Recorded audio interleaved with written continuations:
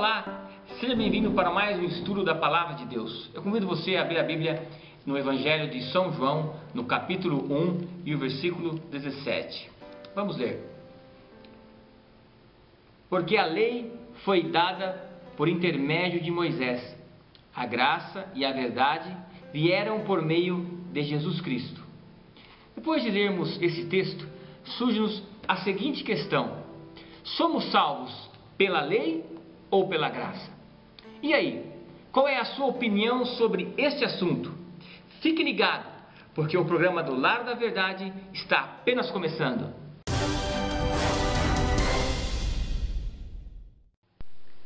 Olá, irmão Márcio, tudo bem? Tudo bem, graças a Deus, irmão Everton. Pronto, mais um programa? Estamos aí para estudar a Palavra de Deus, né, junto com vocês que estão nos assistindo, e que nós possamos compreender realmente esse assunto que é muito importante da Palavra de Deus, né, irmão Everton? É um assunto muito importante da Palavra de Deus. Muito importante mesmo, que nessa semana estava na internet e ali eu vi um comentário muito interessante sobre esse assunto, que diz assim: eu quero convidar você, preste bem atenção, que eu vou ler para você, para depois adentrarmos neste assunto. Diz assim, ó: muitos bondosos e sinceros cristãos desprezam a lei de Deus, proclamando que com a vinda de Cristo, Ele aboliu a lei e estabeleceu a graça. Em outras palavras, afirmam que a graça veio anular a lei, tornando-a sem nenhum efeito. Esta crença originou-se da leitura do seguinte texto bíblico, o texto que nós lemos antes para o nosso estudo, que está baseado em João, no capítulo 1 e o versículo 17. Irmão Márcio, quer comentar um pouco sobre esse assunto? Vamos comentar um pouco, né, a respeito desse assunto que é muito importante. Vocês que estão nos assistindo nesse momento, eu quero convidar vocês para analisar mais uma vez o texto que foi lido, né? João 1 e o verso 17, para nós darmos uma explicação. Diz assim: porque a lei foi dada por intermédio de Moisés, a graça e a verdade vieram por meio de Jesus Cristo.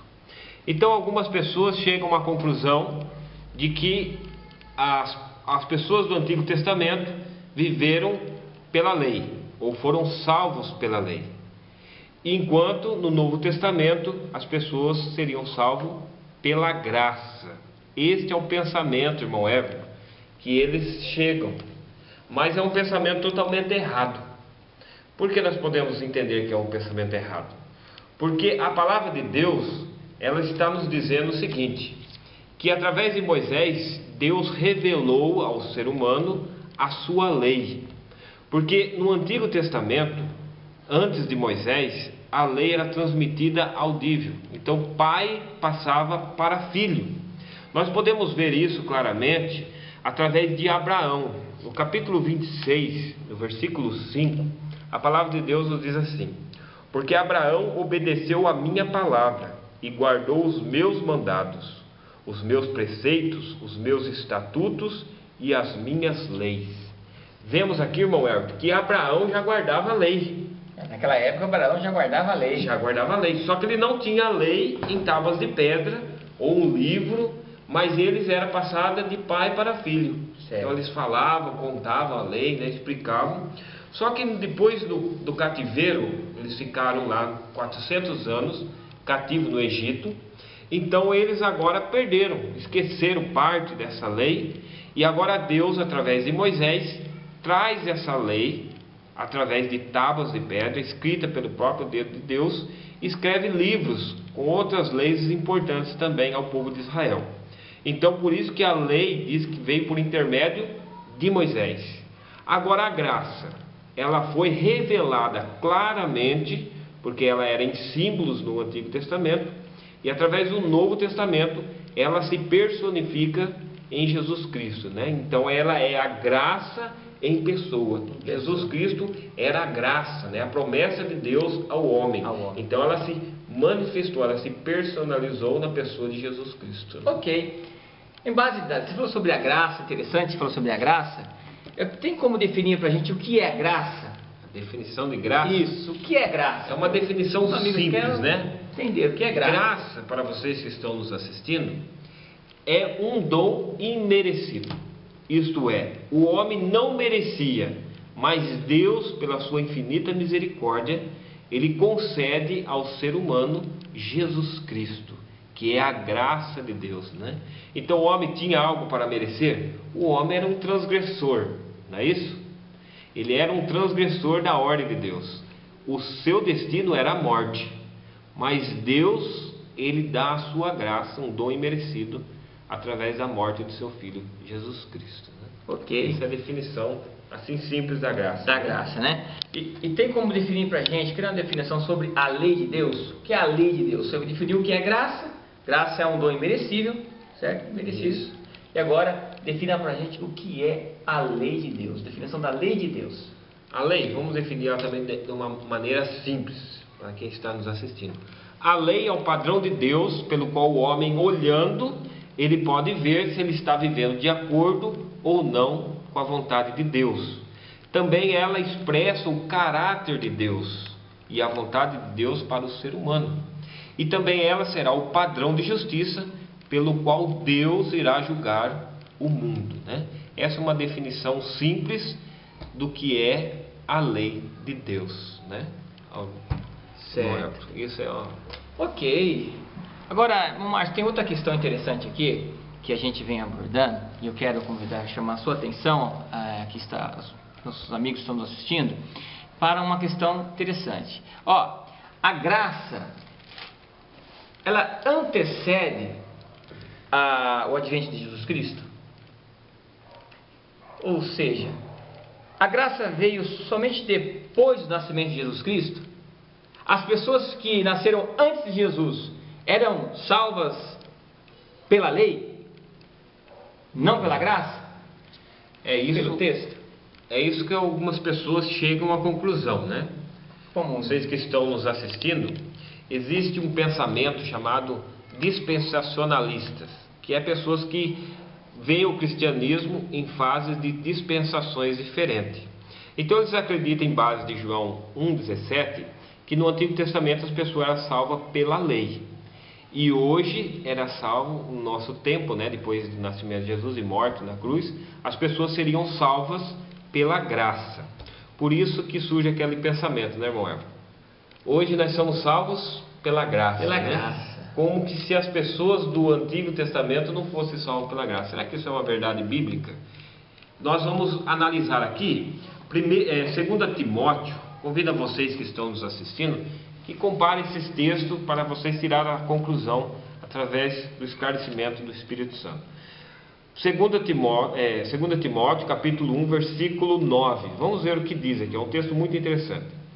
Que nos salvou e nos chamou com santa vocação, não segundo as nossas obras, mas conforme a sua própria determinação e graça que nos foi dada em Cristo Jesus antes dos tempos eternos. Olha que texto claro. Diz que a graça de Cristo, ela é antes dos tempos eternos. Então ele vem muito antes da cruz, muito antes do nascimento de Jesus Cristo. Quem pode contar a eternidade? Então ele já estava estabelecido há muito tempo antes. Nós podemos ver a graça sendo manifesta lá no jardim do Éden. Deus havia dado uma proibição para que não se fosse alimentar da árvore do conhecimento do bem e do mal. E esta desobediência traria o quê? A morte. Mas vemos que nossos primeiros pais se alimentaram dessa árvore e a condenação da morte veio sobre eles. E realmente diz, no dia que dela comer, certamente o quê? Morrerás. Morrerás. Era para o homem morrer ao ter comido aquele alimento. Só que a graça de Deus, ela já veio rapidamente. Ela foi manifestada de que forma? Através da morte de um cordeiro que foi ali no Éden. Vemos que o homem, ao pecar, ele cozeu folha do quê? De figueira. Deus não aceitou. É o homem tentando se justificar através das suas obras. E Deus diz, não. As suas obras não. Aí Deus proveu um cordeiro e proveu também a sua veste, que era pele de animais. Então ali Adão teve que sacrificar um cordeiro quero que vocês entendam isso, que ali o cordeiro morreu em lugar de Adão. A morte veio. Eles comeram e tinha que existir a morte, porque era o dia que comer, certamente morrerás. Mas eles não morreram, mas um cordeiro morre em lugar deles. E Deus, através daquele cordeiro, provê para ele a veste. Isto é, o cordeiro morre e do próprio cordeiro se tira a veste, que é a justiça de Cristo Jesus. Isso é muito interessante. E quem simbolizava esse cordeiro? Eu convido a vocês a abrir Apocalipse, capítulo 13, versículo 8. E nos diz assim, a palavra de Deus. Vamos ler aqui. Apocalipse 13, verso 8. E adorá-lo-ão todos os que habitam sobre a terra, aquele cujos nomes não foram escritos no livro da vida do Cordeiro, que foi morto desde a fundação do mundo. Então veja aqui que esse Cordeiro, que representa Jesus, foi morto desde a fundação do mundo. Agora surge uma pergunta: Jesus morreu na fundação do mundo? Não. Jesus veio morrer depois de 4.000 anos que o mundo foi fundado de pecado. Mas aquele Cordeiro que foi morto por Adão representava Jesus Cristo sendo morto em lugar do pecador. Isso é muito interessante. Aqui é a graça revelada. Tanto é que quando João, em 1 João, capítulo 1, versículo, João Batista vê lá, o que João compara a Jesus? O verbo. Não, 1,29, diz lá: eis o Cordeiro de Deus que tira o pecado do mundo. Isso, Olha exatamente. aí. Então a visão do povo do passado era a fé daquele Cordeiro que representava Jesus Cristo, perdoava os pecados, o Redentor que viria para salvar o pecador. Isso é muito interessante. Então vemos aqui a graça manifestada em Cristo no Antigo Testamento. Ok. Então, quer dizer então que a graça já naquela época, nos dias anteriores, no começo da criação, né? Já existia. Já existia. Só que ela era de que as pessoas eram salvas pela lei. Não existe. Não existe. Então, ninguém entrará no céu salvo por obras da lei. Isso que nós temos que entender. Ah, sim. Agora deu para entender, né, amigos, queridos amigos? Que a gente ficar um pouco meio assim, né, dentro do texto, dá a entender que realmente seríamos salvos somente pela graça depois do nascimento de Jesus. É que é o seguinte: antigamente eles tinham o cordeiro como um símbolo, né, do Redentor. Até Jó fala, né? Eis que meu Redentor vive.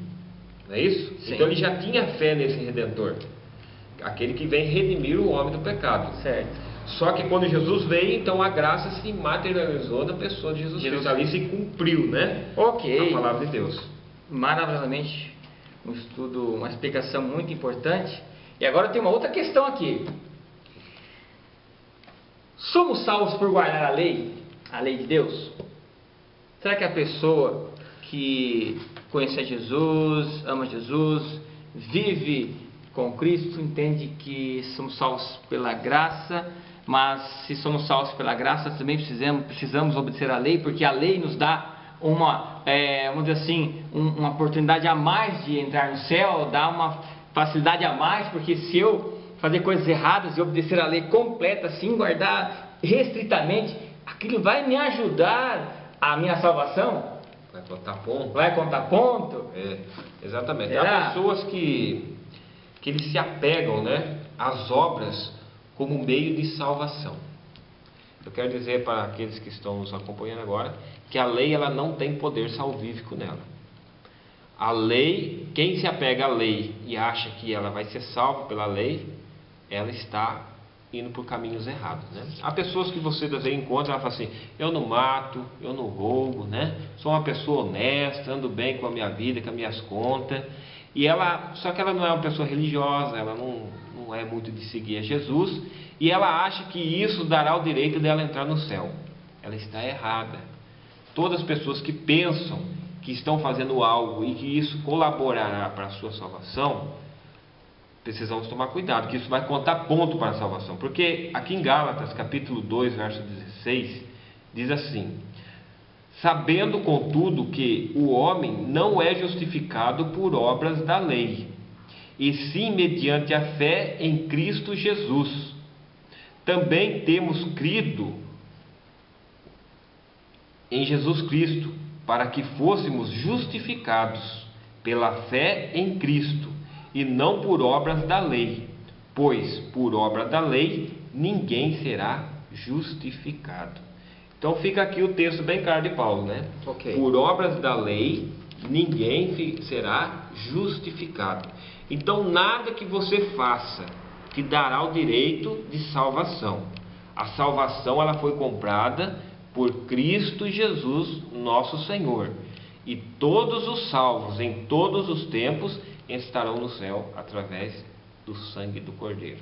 Ok, deu para entender então, né, aqueles amigos, amigas que estão nos assistindo, que nós não vamos ser salvos o quê? Por guardar a lei de Deus. Agora, não vamos ser salvos por guardar a lei de Deus. Qual será então a função da lei no plano da salvação? Será que a lei de Deus ela tem uma função? Tem como explicar para nós esse assunto, irmão Márcio? Exatamente. Eu quero deixar claro a vocês que estão nos assistindo que a lei tem a sua função. Então ela tem que ser colocada no lugar certo. Ela não tem a função de salvar a ninguém. Então eu vou me apegar à lei e isso vai me dar direito de salvação. Não. Ela tem a função dela como lei. E qual é a função? Paulo explica em Romanos capítulo 7, versículo 7. Que diremos, pois? É a lei pecado? De modo nenhum, mas eu não teria conhecido o pecado, senão por intermédio da lei, pois não teria eu conhecido a cobiça, se a lei não dissesse, não cobiçarás. Eu quero ler mais um texto aqui de Romanos 3, versículo 20. Visto que ninguém será justificado diante dele por obras da lei, em razão de que pela lei veio o pleno conhecimento do pecado. Então, qual é a função da lei do plano da salvação? É de revelar ao ser humano que ele é um pecador e que ele necessita de um Salvador. Isso quer dizer, a pessoa olha para a lei e ele vê que está em transgressão. Vamos supor que é uma pessoa casada, ele é infiel à sua esposa. E de repente ele se depara com a norma divina. E ele vê lá o 7º mandamento e diz, não adulterarás. Ele se vê um pecador, se entra em desespero agora. E agora? Como que eu vou salvar? A lei não vai o salvar. A lei unicamente vai o condenar. E a lei agora aponta para quem? Para o Salvador, que é Jesus Cristo. Ele então agora salva esse pecador, ele perdoa e concede ao homem uma nova oportunidade de vida. Né, irmão? Então veja bem, então qual é a função da lei no plano da salvação?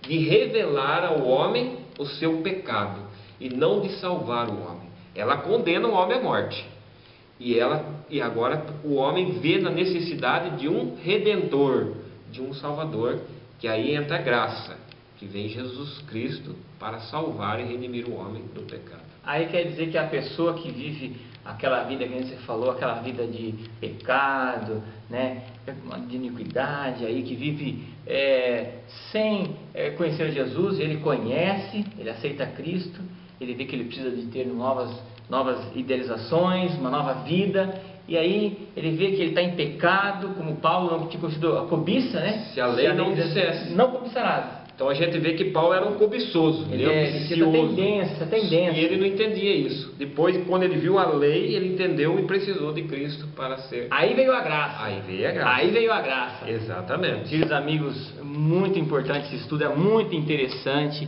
Eu creio que Deus está nos abençoando muito, ricamente. Creio que você também, que está aí nos assistindo, está orando por esse estudo, por nossas mensagens baseadas na Palavra de Deus. Eu tenho uma última questão muito importante no mundo atual hoje, que é uma pergunta que fica assim, muitos pensam, será que, como vai ser hoje? Dizendo assim, a questão diz assim, ó, eu estava pesquisando aqui, muitas pessoas dizem assim, muitos dizem que hoje vivemos pela fé, não pela lei. Isso. É certo, é correto afirmar isso aqui, irmão Márcio? É correto afirmar que devemos pela fé e não pela lei? Porque a atualidade hoje, no mundo cristão, as pessoas dizem assim, a lei de Deus foi abolida, né? Nós vimos aqui, né? A lei de Deus acabou, hoje nós vivemos pela graça, né? Então, somos salvos unicamente pela graça, e a lei de nada serve. Será que podemos afirmar isso?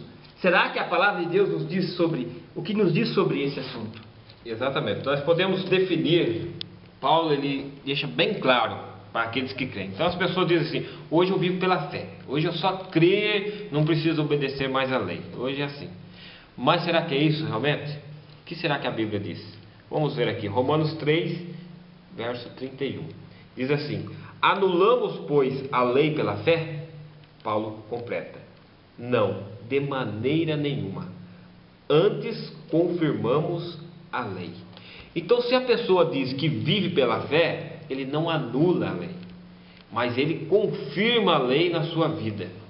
Tiago, falando a respeito disso, ele diz assim, que a fé sem as obras, ela é morta. Isto é, a verdadeira fé, ela revela-se através das obras. Jesus disse assim, eu sou a videira e vós os ramos. Aquele que está ligado em mim, produz frutos. Quais são esses frutos? Os frutos são as obras. Mas as obras te faz para ser salvo? Não, são o resultado da salvação. Quando uma pessoa ela é salva, ela produz os frutos do Espírito, que são bondade, longanimidade, paciência, tantas coisas maravilhosas. E o livro de Gálatas diz, contra essas coisas não há lei. Quer dizer, aquele que vive em perfeita harmonia com a vontade de Deus, cumprindo os seus mandamentos, a lei não o condena. Por isso que diz Paulo, que hoje nós não estamos debaixo da lei, mas sim debaixo da graça. Quando o homem está em pecado, ele está debaixo da lei. Cristo, quando perdoa, o coloca ao lado da lei, ele está em harmonia. Por isso que a graça é algo maravilhoso, algo que o homem necessita hoje, para que possa um dia alcançar o céu. Eu gostaria de ler Apocalipse capítulo 5, versículo 9, para a gente concluirmos esse assunto importante, que define bem claramente assim. Eu quero ler 2 textos. Diz assim, e entoava um novo cântico, dizendo, digno és de tomar o livro e de abrir-lhe os selos, porque foste morto e com o teu sangue compraste para Deus os que procedem de toda tribo, língua e nações. Veja que todos, de tribo, nações, língua, foram comprados pelo sangue de Jesus Cristo. Então ninguém entrará no céu através de outro meio, a não ser pelo sangue de Jesus Cristo. Mas também Apocalipse 14, 12 nos diz assim, aqui está a perseverança dos santos, os que guardam os mandamentos de Deus e têm a fé de Jesus. Então o que nós concluímos, irmão Everton, e vocês que estão nos assistindo? Que nós somos salvos pela graça e que nós obedecemos a lei de Deus por amor a Jesus. Se me amares, guardareis os meus mandamentos. Você não guarda a lei porque você vai ser salvo, porque você está guardando a lei. Você guarda a lei porque você já foi salvo. E você sendo uma nova criatura, você vai buscar em viver em harmonia com a vontade de Deus que está revelada nos 10 mandamentos. Que Deus possa nos abençoar, que você não venha ter dúvida da sua salvação, que é pela graça, e faça as obras de justiça para a glória do nosso Criador. Ok, muito obrigado, irmão Márcio. Muito obrigado pela sua participação. Muito obrigado também a você que está ligado conosco, que participou conosco. Nós estamos orando por você para que esse estudo te dê muita paz, te dê o maior conhecimento da palavra de Deus. Obrigado pela sua companhia e fiquem sempre do lado da verdade.